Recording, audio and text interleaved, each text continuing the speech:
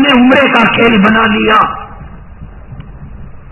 مدرسوں کا کھیل بنا لیا، مسجدوں کا کھیل بنا لیا، مزاروں کا، گنبدوں کا، تعویذ پلیتوں کا ہم نے کھیل بنا لیا۔ میں ایک بات کہتا ہوں، لوگ پہلے مرحلے کے اندر یہ سوچیں گے قرآن کا پڑھنا، قرآن کا سننا، قرآن کی قراءت کیا بری بات ہے؟ اللہ کی قسم، قرآن کا پڑھنا بھی عبادت ہے، قرآن کا دیکھنا بھی عبادت ہے، قرآن کا سننا بھی عبادت ہے، قرآن کو چھونا بھی عبادت ہے۔ اللہ کو دیکھنا، کعبے کو دیکھنا، والدین کے چہرے کو دیکھنا، کلام پاک کے حروف کو دیکھنا، یہ تمام چیزیں نجات کا ذریعہ ہے۔ کون اس کا انکار کر سکتا ہے؟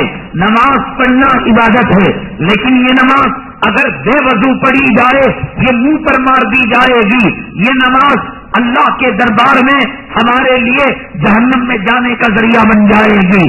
جہاں نماز کو کہا گیا کہ نماز نور ہے، نماز حجت ہے، نماز برہان ہے، سورہ ماؤن کے اندر اللہ تبارک تعالیٰ نے فرمایا فویل للمصلین، ویل ہے ان مصلیوں کے لیے الذین ھم عن صلاتہم ساہون، جو اپنی نماز سے غفلت برتتے ہیں، الذین ھم یراؤون، جو نماز کے اندر ریاکاری کرتے ہیں۔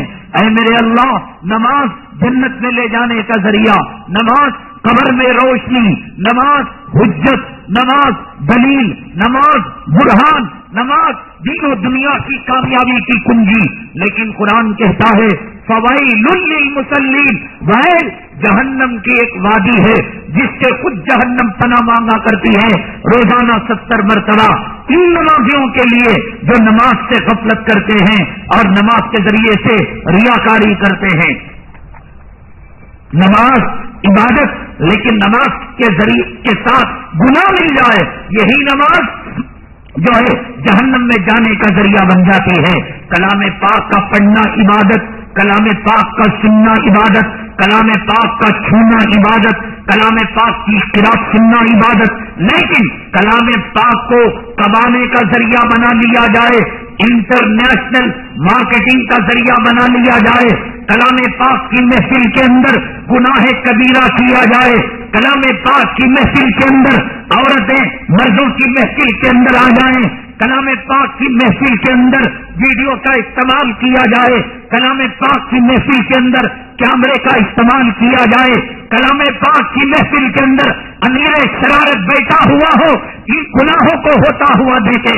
حدیث کہتی ہے من رأى منکم منکرا فلیغیرہ بیدی، اگر تم گناہ دیکھو جوتا لے کر مارو، جہاں چل سکتا ہے عورت کی چوٹی پکڑ کر روکو، اولاد پر چلتا ہے ڈنڈا لے کر روکو، چھوٹوں پر چلتا ہے استاد لاٹھی لے کر روکے، پیر و مرشد اپنا عصا لے کر روکے، جہاں چلتی ہے لاٹھی کی زبان، جہاں چلتی ہے ہتھیار کی زبان، جہاں چلتی ہے ہاتھ کی زبان، یہ حدیث ہے، حدیث ہے من رأى منکم منکرا فلیغیرہ بیدی، اپنے ہاتھ سے روکے، فمن لم یستطع فبلسانہ، اور دوسرا ذریعہ یہ ہے کہ اگر گناہ دیکھے اپنی زبان سے روکے۔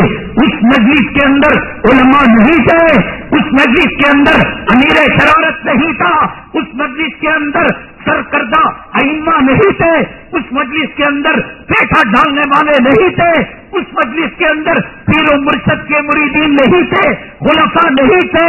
اگر تھے تو یہ کیا بے پردگی تھی، اگر تھے یہ کیا ویڈیوگرافی تھی۔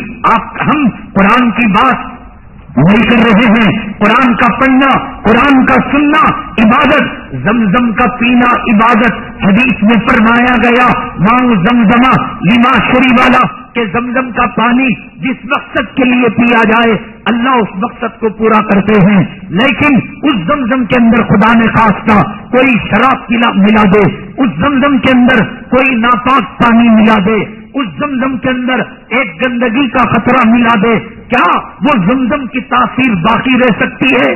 کیا قرآن کے ساتھ ٹیپو کی سرزمین کے اندر ٹھٹا نہیں کیا گیا، مذاق نہیں کیا گیا؟ تحفظ شریعت کے ٹھیکیدار کہاں چلے گئے تھے؟ نہیں امیر منکر کرنے والے کہاں چلے گئے تھے؟ امارے شریعت کے ٹھیکیدار کہاں چلے گئے تھے؟ دارالفتہ کے اندر کوئی مفتی نہیں تھا، اخبار کے اندر کون لکھنے والا تھا کہ بھائی ایسی مجلس میں جانا جائز ہے یا ناجائز ہے؟ چلو ایک مجلس کے بارے میں معلوم نہیں تھا کہ داڑھی منڈے قاری جب کلام پاک کی قرات پڑھیں گے داڑھی منڈے لوگوں کو جواب ملے گا. یہ مولوی نعیم بلاک کا داڑھی منڈے کو ہجڑا کہتا ہے, داڑھی منڈے کو جورو کا غلام کہتا ہے. اتنا بڑا کلام پاک کا قاری, اتنا بڑا کلام پاک کا ماہر, دنیا کے چپے چپے میں اللہ کے کلام پاک کی قرات کرنے والا, کتنے امیر شرارت اس کے سامنے بیٹھے ہوئے ہوں گے, کتنے علماء, کتنے مدرسے کے محتمین اور کتنے دارالفتہ کے مفتی ان کے مجلسوں میں بیٹھے ہوئے ہوں گے. اگر برا ہوتا ان کو روکے ہوئے ہوتے, ان کا آنا, اگلی جلسوں میں جانا, اگلی نشستوں میں جانا اس بات کا ثبوت ہے کہ داڑھی مڈایا جا سکتا ہے. جس مجلس سے یہ پیغام نکلے کہ نبی کی سنت کو قتل کیا جا سکتا ہے, اس مجلس میں شریک ہونا, اس مجلس کے اندر جانا, جائز یا ناجائز یہ بیان کرنا کس کی ذمہ داری ہے؟ بلکہ اخبار کے اندر کچھ سرکردہ علماء کے نام اشتہارات کے اندر آئے, سالار کے اندر, راشٹریہ سہارا کے اندر جو اشتہارات مظاہرے قرات کے آئے, ان علماء کو کہا گیا کہ اگر تمہارا نام اس کے اندر آئے گا لوگ یہ سمجھیں گے کہ شریعت کے دائرے کے اندر یہ کام کیا جا رہا ہے. میں مجبور ہوں, یہ شہرت کے پجاری ہیں, ان کے تقوی کو اس وقت وقفہ لگ گیا تھا کہ جب ان کو کہا گیا کہ بھائی تمہارے نام کے استعمال سے لوگ کہیں گے یہ کیمرے سے دور بھاگنے والے, یہ حق کے علمبردار, یہ تحفظ شریعت کے ٹھیکیدار جب جا رہے ہیں لوگ تمہارے نام سے مطمئن ہوں گے. فون کیا گیا, علماء کو بھیجا گیا, عوام کو بھیجا گیا. یہ جواب دیا میں کیا کروں, میں نے منع کیا, وہ لوگ نام ڈالے. وہی جواب جو امیر شرارت صاحب دے رہے تھے, میں کیا کروں, میں فوٹو پکڑیا کیا, انہوں فوٹو پکڑ لیا تو کیا کرنا. وہی جواب تحفظ شریعت کے ٹھیکیدار دے رہے تھے, ہم نے منع کیا, وہ ڈال دیے تو کیا کریں, وہ استعمال کر لیے تو ہم کیا کریں. بہرحال ان کو شہرت ملنی تھی, ان کو اس کا مارکیٹنگ کا فائدہ اٹھانا تھا. جو کچھ ہوا بہت برا ہوا. جن کا نام آیا اللہ کی قسم قیامت کے دن آگ کی لگام ان کے منہ کے اندر دی جائے گی. حدیث میں آقا نے فرمایا جو مجھ کر دیکھے, یا یہ کہو کہ ٹی وی حلال, یا یہ کہو کہ ویڈیو کرنا حلال, یا یہ کہو بے پردگی حلال, یا یہ کہو کہ داڑھی مڈا کر قرات کرنا حلال, یا یہ کہو کہ مجمع جما کر عشاء کی نماز پڑھے بغیر جانا حلال, یا یہ کہو کہ قرآن کا قاری مجمع کے سامنے نبی کی سنت کے خلاف, ادب کے خلاف کھڑے ہو کر پانی پینا حلال, یا یہ فتویٰ دے دو یہ کام حلال ہے, یا یہ کہ تم توبہ کر لو, توبہ کر لو موت آنی ہے. میرے آقا نے فرمایا کہ جس نے منکر کو دیکھا اور اس نے اس کے تعلق سے اگر ہاتھ سے روک سکتا تھا ہاتھ سے نہیں روکا, زبان سے روک سکتا تھا, قلم سے روک سکتا تھا, نہیں روکا, قیامت کے دن اللہ تبارک تعالیٰ ان کے منہ کے اندر آگ کی لگام کو ڈالے گا. وہ آخری درجہ ایمان کا, دل سے برا ماننے کا.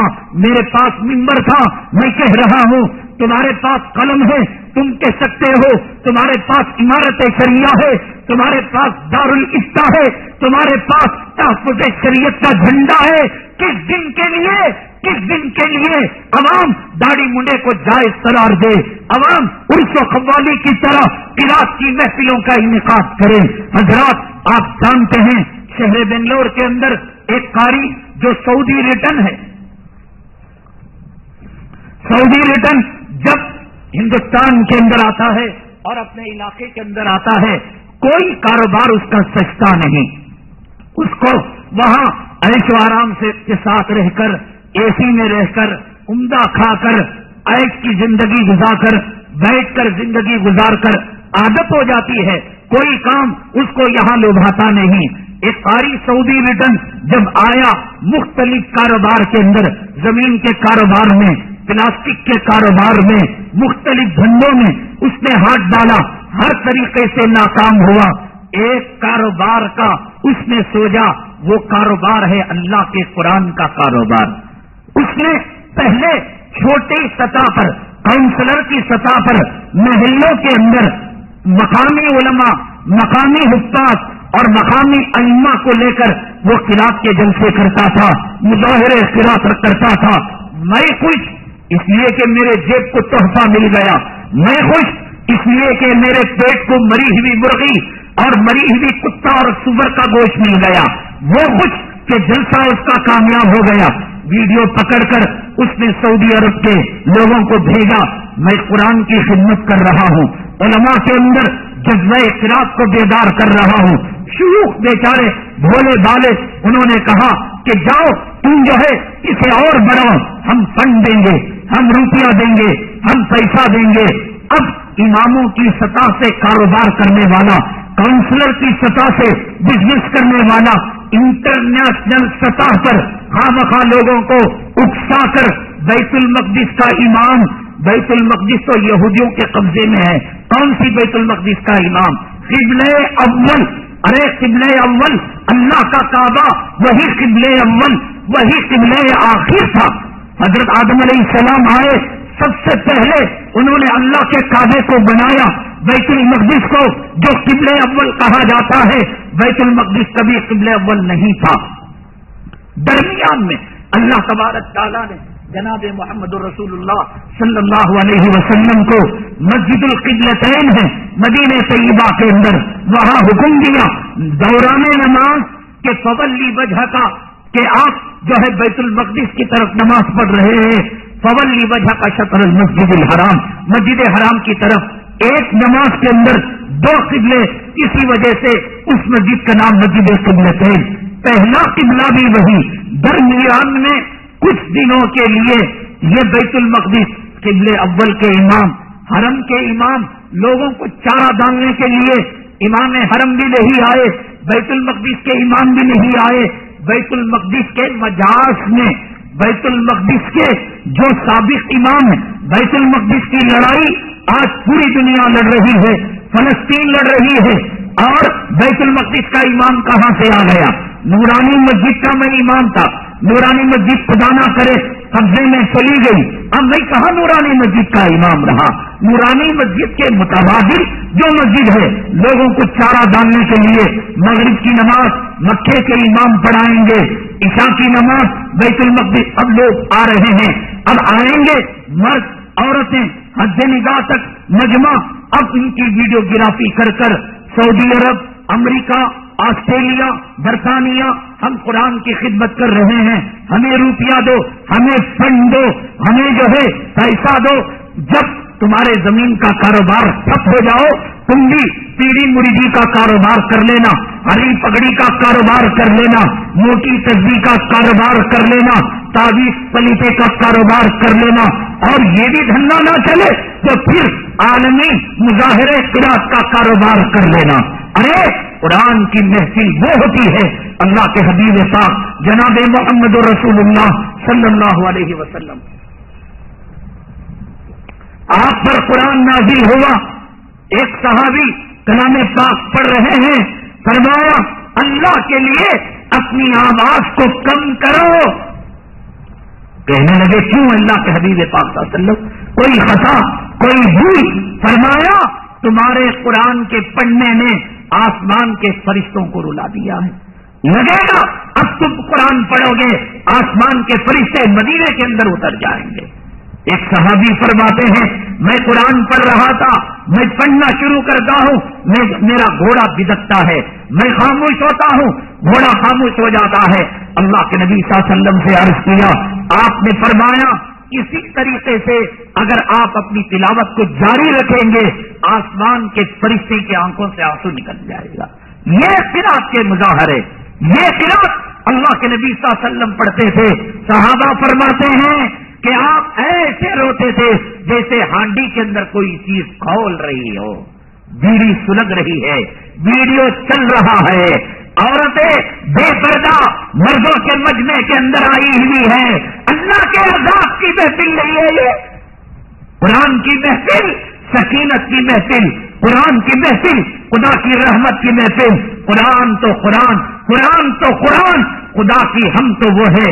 اللہ کے حبیب پاک صلی اللہ علیہ وسلم کے پیچھے ایک صحابی نماز پڑھ رہے تھے، اور اللہ کے حبیب پاک صلی اللہ علیہ وسلم سمیع اللہ لمن حمیدہ کہا تو آپ نے فرمایا ربنا لکل حمد حمدن کثیرن طیبا مبارکن فی. جواب تو یہ تھا ربنا لکل حمد، لیکن انہوں نے یہ اضافہ کر دیا.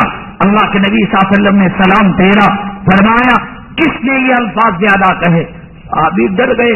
نبی کے حکم کے بغیر، اللہ کی اجازت کے بغیر میں کون ہوتا ہوں قرآن اور حدیث اور تسبیحات کے اندر اضافہ کرنے والا؟ ڈر گئے، ڈانٹ پڑے گی، اللہ کے نبی مجھے الڈائیں گے، ڈانٹیں گے، ڈپٹیں گے، تم کو کس نے اجازت دی؟ ڈرتے ڈرتے اب تو حق کہنا ہی تھا، اب تو سچ کو بتانا ہی تھا.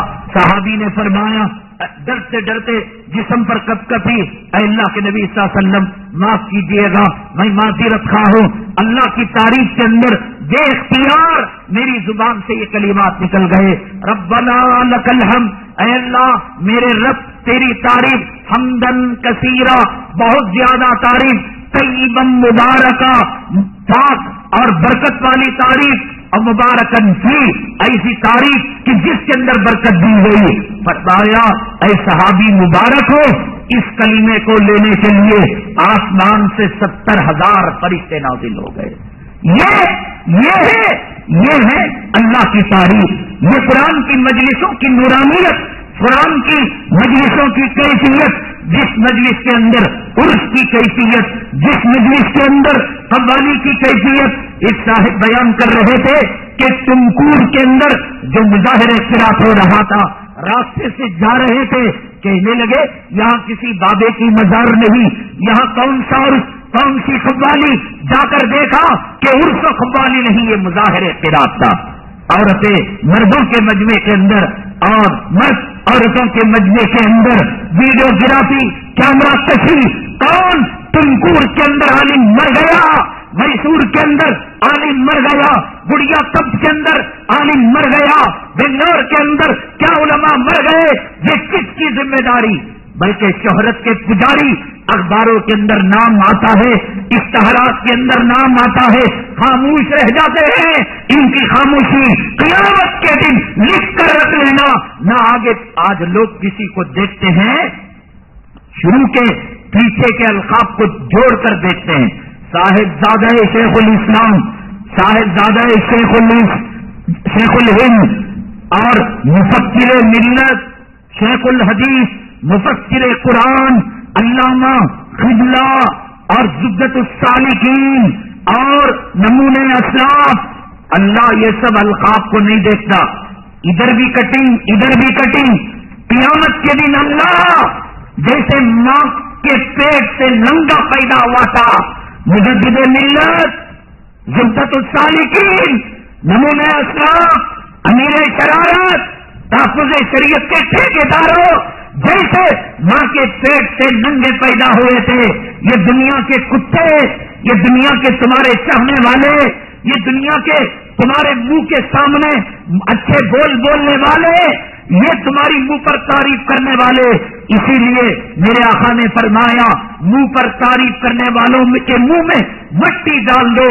اس تراب فی وجوہ المداحین، یہ تمہارے خیر خواہ نہیں. قیامت کے دن تمہارے کپڑوں کو بھی نکال لیا جائے گا.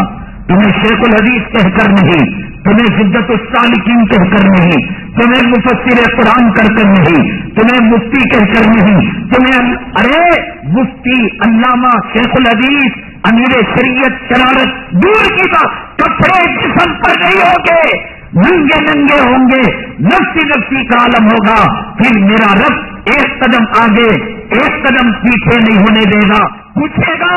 پوچھے گا میری توحید کے پرچم کو پیروں تلے روندا جا رہا تھا، میری جو ہے مخلوق کی امت کی، میری محبوب کی امت کی ماں اور بیٹوں کی عصمت و آبرو لٹ رہی تھی، میرے قرآن کے فرق سے اڑائے جا رہے تھے، میرے قرآن کو، میرے کلام کو جلایا جا رہا تھا، میری مسجدوں کو مسمار کیا جا رہا تھا، اور عمرہ پکنک ہو چکا تھا، حج سیر سپاٹا ہو چکا تھا، اور دعوت و تبلیغ ایک ایکٹنگ ہو چکی تھی. یہ مصلی کی امامت، یہ منبر کی کتابت، یہ مدرسوں کا اہتمام، یہ دارالفتہ کا فتویٰ ایک مذاق، یہ ٹھٹا ہو چکا تھا. میرے نبی نے کہا تم مر جاؤ، تم شہید ہو جاؤ، لیکن تم منکر کو نہ اپناؤ. تم نے منکر کو کیسے برداشت کیا؟ تم نے ایک گناہ کو کیسے برداشت کیا؟ اگر تمہارے دامن پر چھٹا ڈالا جاتا، اگر تمہاری ماں کی گالی دی جاتی، اگر تمہاری بیٹی کو عزت لوٹی جاتی، آنکھ مارتا تو تم خاموش رہتے. شریعت لٹتی رہی، قرآن پھٹتا رہا، مسجدیں ویران ہوتی رہی، اللہ کے شریعت کا قانون کا مذاق ہوتا رہا. بتاؤ شریعت کے ٹھیکے داروں، بتاؤ پیرو مرشدوں، بتاؤ خلیفاؤں، بتاؤ نقطۃ السالکین، بتاؤ شیخ الحدیثوں، بتاؤ داعیوں، بتاؤ نظام الدین کے ذمہ داروں، بتاؤ مبلغوں، بتاؤ منبر و محراب کے شہ سواروں. تمہارے سامنے نبی کا دین قتل ہوتا تھا اور تم خاموش بیٹھے رہے. کس دن کے لیے تمہیں مولوی کہا گیا؟ کس دن کے لیے تمہیں مفتی کہا